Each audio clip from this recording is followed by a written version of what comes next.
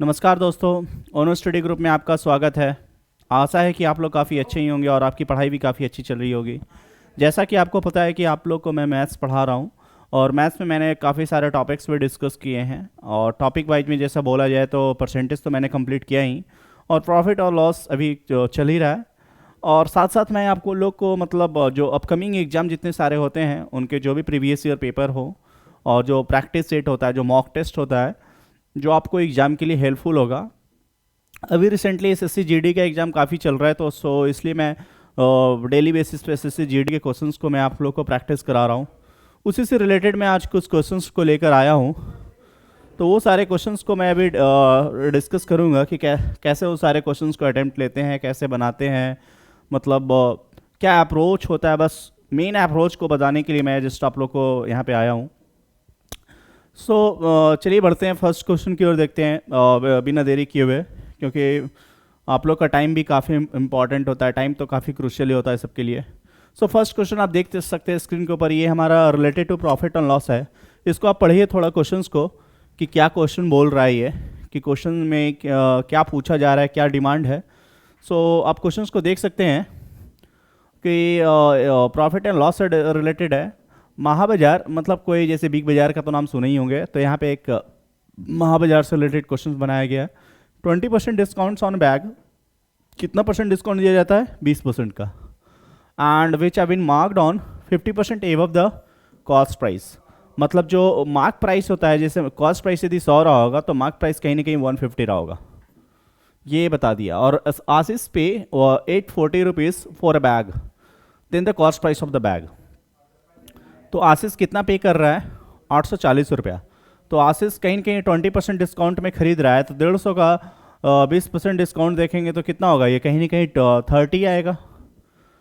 जैसे 150 का 20% डिस्काउंट हमको बोलेंगे आपको निकालने के लिए, तो कहीं ना कहीं 30 आएगा। 1/5, 1/5 मतलब 30।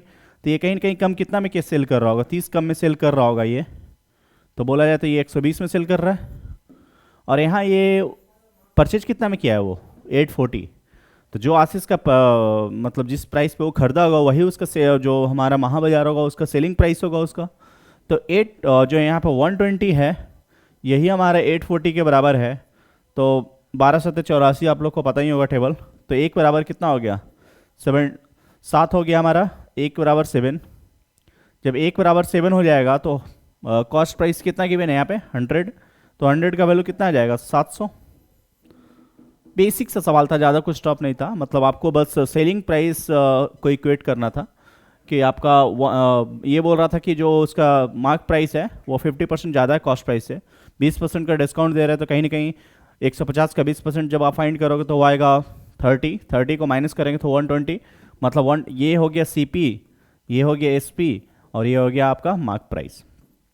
तो ये 120 कहीं ना कहीं इक्विवेलेंट 840 के बराबर, तो 100 का वैल्यू 700। बढ़ते हैं नेक्स्ट क्वेश्चन की ओर। 10% loss is made on selling price, then the percentage of loss on the cost price will be. 10% का लॉस। अब जैसे कि प्रॉफिट एंड लॉस में सबसे बड़ा बात है कि आप जब पढ़ते हो ना तो जनरली जो क्या होता है, मतलब परसेंटेज प्रॉफिट एंड लॉस जो होता है, profit percent and loss percent, ये हमेशा जनरली प्रॉफिट परसेंट और लॉस परसेंट जनरली हम लोग CP पर कैलकुलेट करते हैं। किस पे कैलकुलेट करते हैं? CP पर, मतलब profit by CP into 100। Generally यही हम लोग करते हैं। जनरली क्या ये होता ही यही है मतलब। बट यहाँ पे क्वेश्चंस में क्या है कि profit percentage loss is made on selling price, वो दिया हुआ है कि 10% का जो हो रहा है लॉस वो सेलिंग प्राइस पे हो रहा है, तो कॉस्ट प्राइस पे कितने परसेंट का लॉस हो रहा होगा? तो कहीं ना कहीं 10% का जब वैल्यू आप देख रहे हो तो ये 1/10 है। तो ये 10 क्या है? SP है। और 1 आपका क्या है? लॉस है। तो आपका CP कितना रहा होगा? ऑब्वियस की बात है, 10 SP 1 लॉस है तो CP कहीं ना कहीं 11 रहा होगा, बड़ा ज़्यादा रहा होगा, तभी तो लॉस हुआ होगा। तो profit percent on cost price निकालना होगा, तो लॉस डिवाइडेड बाय जो कॉस्ट प्राइस होगा उसी से डिवाइड कर देंगे। 1/11 गुना 100 जब करेंगे तो इतना तो आपको फिर सोचना नहीं पड़ेगा कि यही ऑप्शन होगा। 1/11 का मतलब 9 1/11।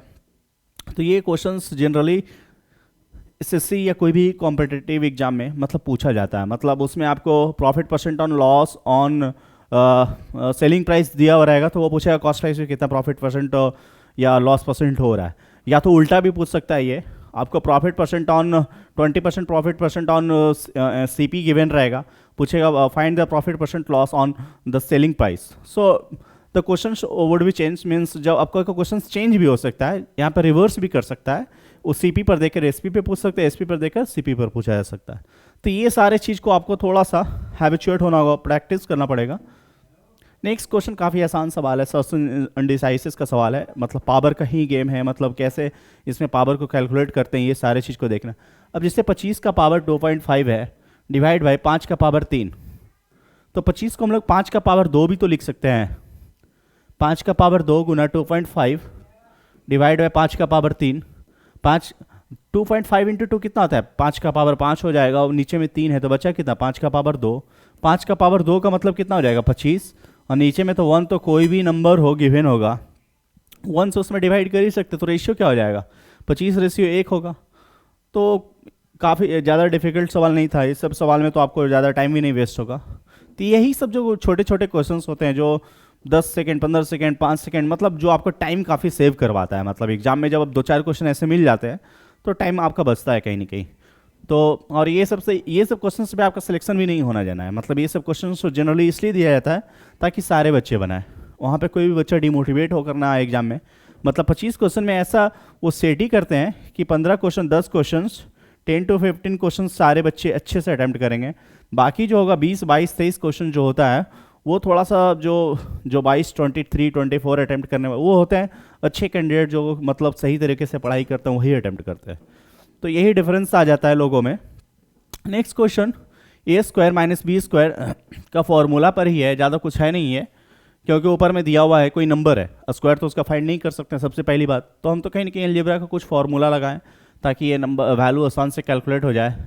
तो a + b a - b का फॉर्मूला तो जानते ही होगा, 644 - 2.356 डिवाइड बाई 0.288 इंटू, एक बार प्लस का साइन में होगा 2.644 प्लस 2.356। तो जब ये इसको माइनस करेंगे तो आपको इतना दिख रहा है कि कहीं ना कहीं माइनस का 4 में से 6 गया, 14 में से 6 गया 8, फिर यहाँ पे 3, 13 में से 5 गया तो 8। तो ये जो वैल्यू कहीं ना कहीं इसी से कटने ही वाला है, कुछ है नहीं, मतलब हमको पूरा का पूरा माइनस करके नहीं देखना है। जो पूरा का पूरा माइनस कर रहे हैं वो कहीं ना कहीं मूर्ख है, उसको माइनस करने में ही जो टाइम जाएगा वो वेस्टेज है, वो दिख रहा है कि इसी से कैंसिल आउट हो। और जब ये दोनों को जोड़ेंगे आंसर सारा इंटीजर में ही है, तो कुछ तो डेसिमल में तो नहीं आएगा, 2 2 4 है, कहीं ना कहीं 5 ही आना चाहिए, 6 तो नहीं आ जाएगा। तो ऐसे भी होते हैं, मतलब ये सब जब क्वेश्चंस गिवन हो तो आपको पूरा नहीं सॉल्व करना है, आपको बस देखना है कि हाँ क्या हो रहा है कैलकुलेट करके, मतलब जो माइनस वाला जो माइनस साइन जो है a - b वही उसी से कैंसिल आउट हो रहा है ये। नेक्स्ट क्वेश्चन, एलसीएम एचसीएफ का सवाल है। एलसीएम एचसीएफ में आप एक कंसेप्ट हमेशा याद रखना है, एलसीएम इंटू एचसीएफ बराबर first number into second number. ये कंसेप्ट बस ही एलसीएम एचसीएफ में है और कुछ नहीं है बस वहाँ पर। और जो बाकी बेसिक्स जो होता है, मतलब जो हर टॉपिक्स को कुछ ज़्यादा नहीं होता, मतलब आपको सिंपली जो भी है बेसिक्स। अब यहाँ पे एलसीएम और एचसीएफ गिवन है, मतलब जब एलसीएम है हमारा 924 और एचसीएफ गिवन है 12, तो जब एचसीएफ गिवन होता है तो नंबर क्या हो सकता है, 12x हो सकता है या तो 12y हो सकता है। तो बराबर फर्स्ट नंबर एक है 12x और एक है नंबर 12y, तो 12 से 12 कैंसिल, 12 से हम 924 को कैलकुलेट करेंगे तो बरसते 84, और फिर 84 करेंगे तो फिर 8 4 बरसते 84, मतलब x इंटू वाई बराबर 77। पूछा क्या जा रहा है कि then the number of such pairs possibility क्या बनेगा, जो 2 नंबर होगा तो उसका ऐसा क्या क्या वैल्यू हो सकता है, मतलब 12x और 12y जो है। तो अब x और y का वैल्यू फाइंड करना पड़ेगा। x और y का वैल्यू वही होता है जो को प्राइम नंबर होता है, ये आप याद रखना थोड़ा। को प्राइम नंबर, को प्राइम वो नंबर होता है जिसका एचसीएफ 1 आए, मतलब जब 2 वैल्यू का एचसीएफ, को प्राइम नंबर उसे कहते हैं द पेयर ऑफ